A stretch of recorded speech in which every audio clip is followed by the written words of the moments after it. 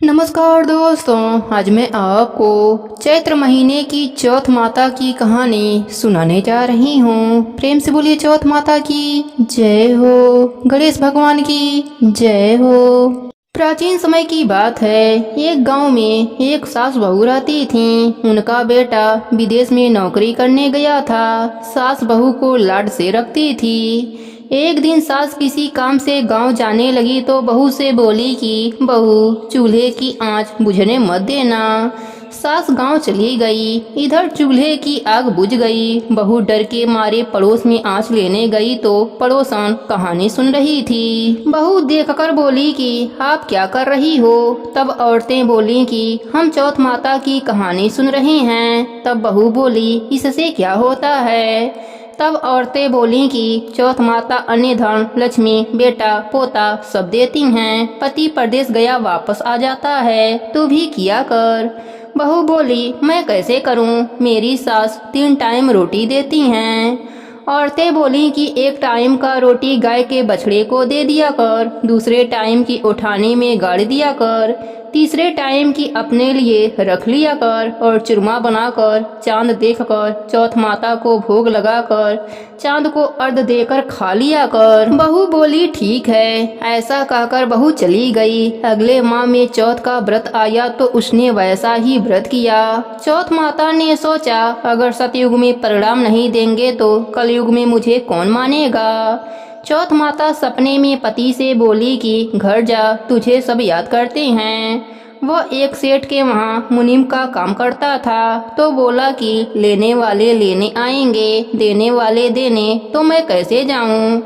चौथ माता ने कहा, कल घी का दीपक जलाकर बैठ जाना, देने वाले दे जाएंगे और लेने वाले ले जाएंगे। पति ने ठीक वैसा ही किया और सेठ से हिसाब करके घर आने लगा। रास्ते में एक सांप मिला। बोला, मैं तुम्हें खाऊंगा। उसने कहा, मैं अपने घर वालों से मिल लूं, फिर तुम मुझे खा लेना। वह घर आ गया। पत्नी ने दरवाजा खोला पर वह किसी से कुछ नहीं बोला। वह जाकर सो गया। उस दिन चौथ का व्रत था। पत्नी ने व्रत किया था। वह जौ देख रही थी।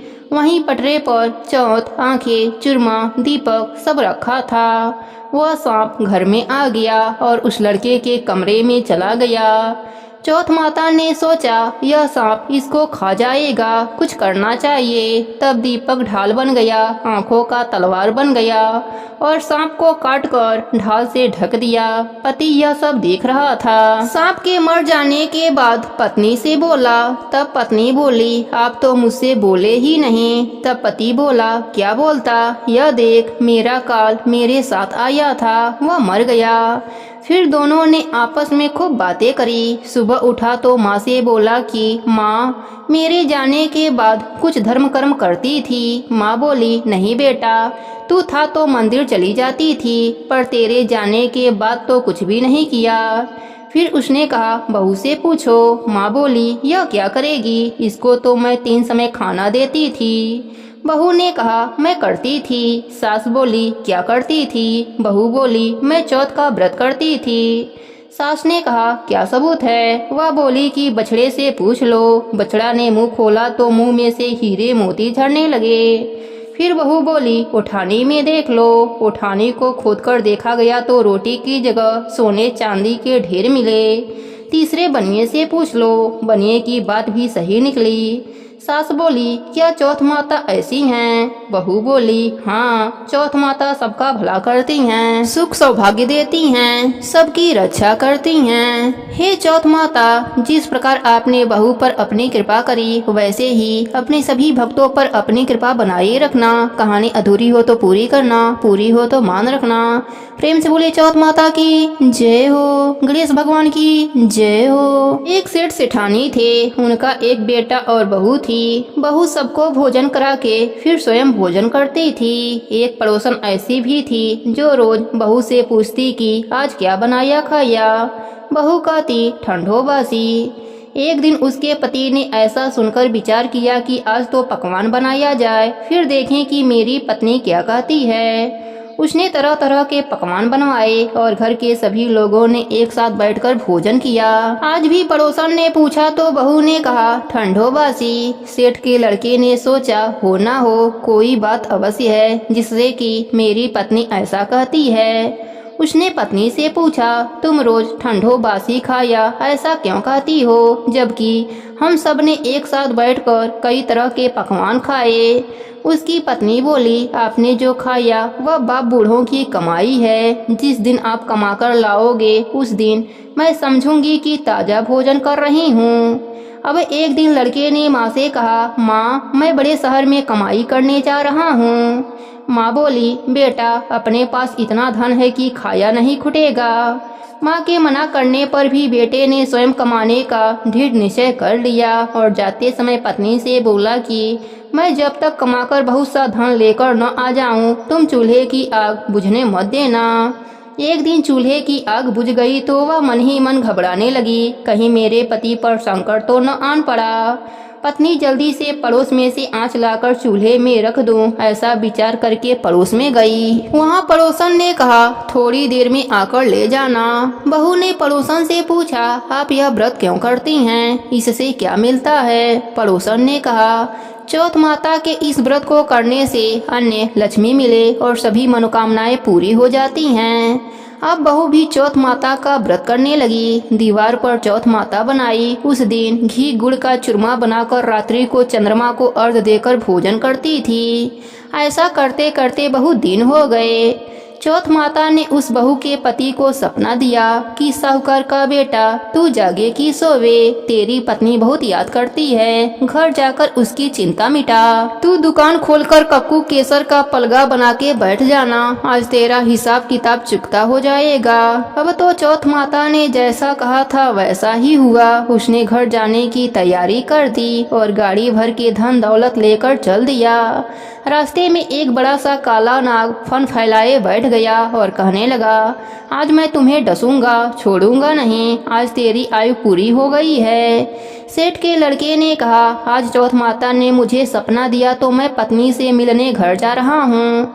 वहाँ मेरी पत्नी बहुत चिंता कर रही है, मैं उससे मिलकर जरूर आऊँगा, तब तुम मुझे डस लेना। नाग ने कहा, तुम शपथ पूर्वक कहकर जाओ तो मैं तुम्हें जाने दूंगा, परंतु लौटकर नहीं आए तो तुम्हारे घर आकर मैं तुम्हें डस लूंगा। इस प्रकार सर्प को वचन देकर वह अपने घर पहुंचा। वहां सभी से हंसी खुशी से मिला और भोजन करने उदास होकर बैठ गया।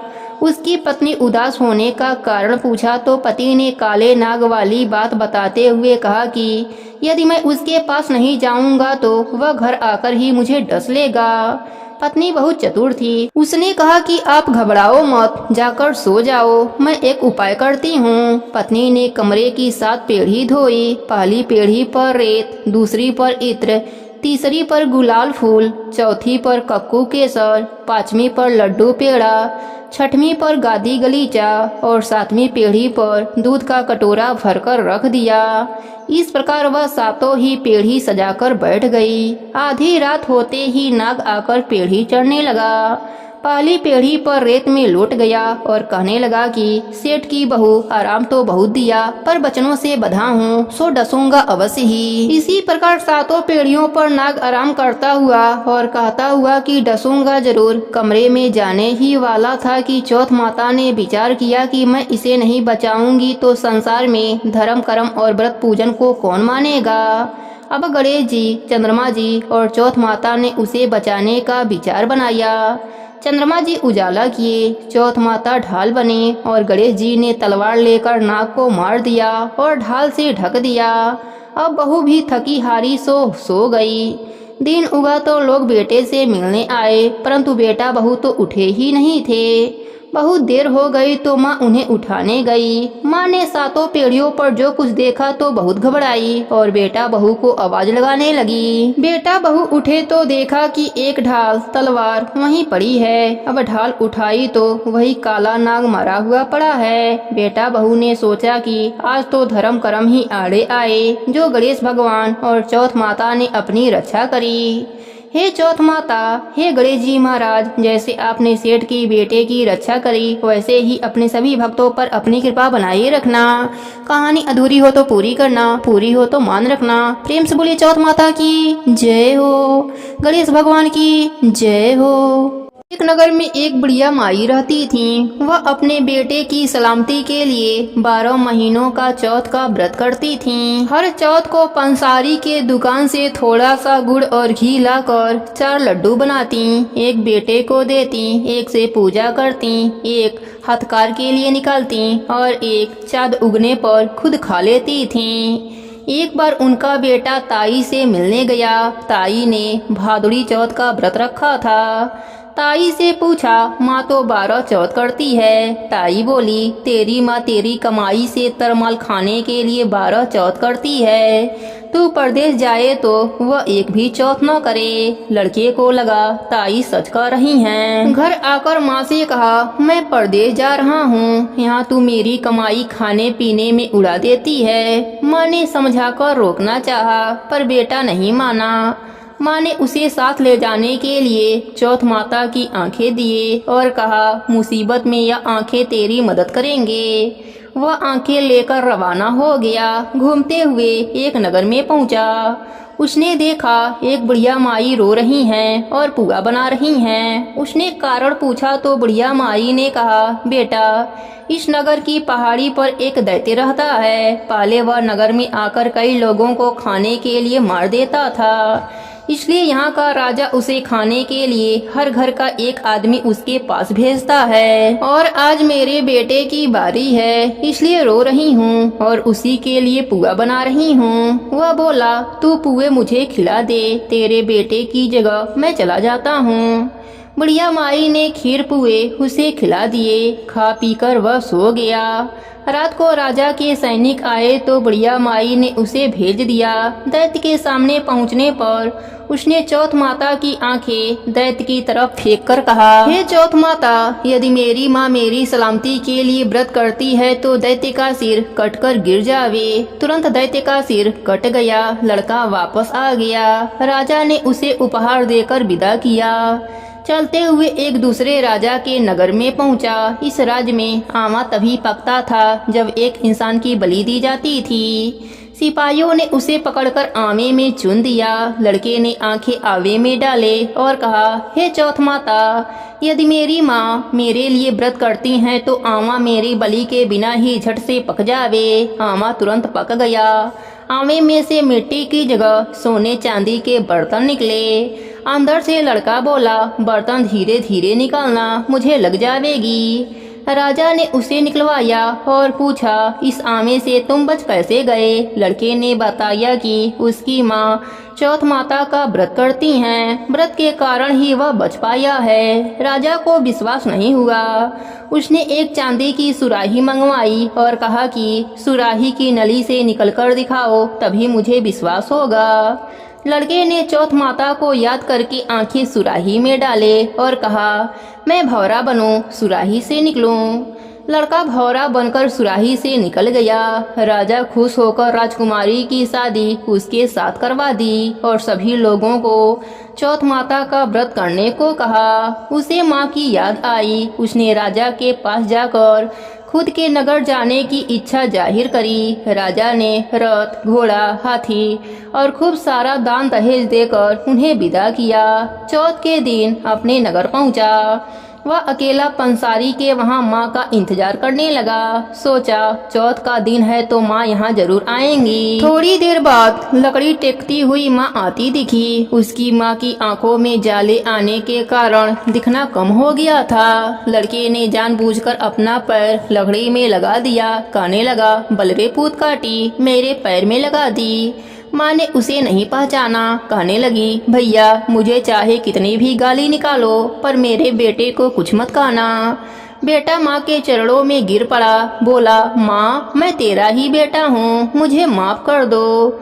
माँ ने उसे गले से लगा लिया। नगर के लोगों ने विश्वास नहीं किया कि वह उसी का बेटा है। बुढ़िया माई ने चौथ माता को याद करके बोली, हे चौथ माता, यदि मैं अपने बेटे के लिए व्रत करती हूँ तो मेरे स्तन में दूध भर जावे और उसकी धार मेरे बेटे के मुंह में गिरे। माँ के स्तन से दूध की धार निकलकर बेटे के मुंह में गिरने लगी। लोग चौथ माता की जयकारा लगाने लगे। उस नगर के सभी लोग चौथ माता का व्रत करने लगे। हे चौथ माता, जैसे आपने बुढ़िया माई और उनके बेटे की सहायता करी वैसे ही हमारी भी करना।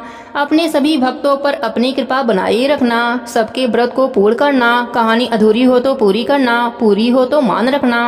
प्रेम से बोलिए चौथ माता की जय हो। गणेश भगवान की जय हो।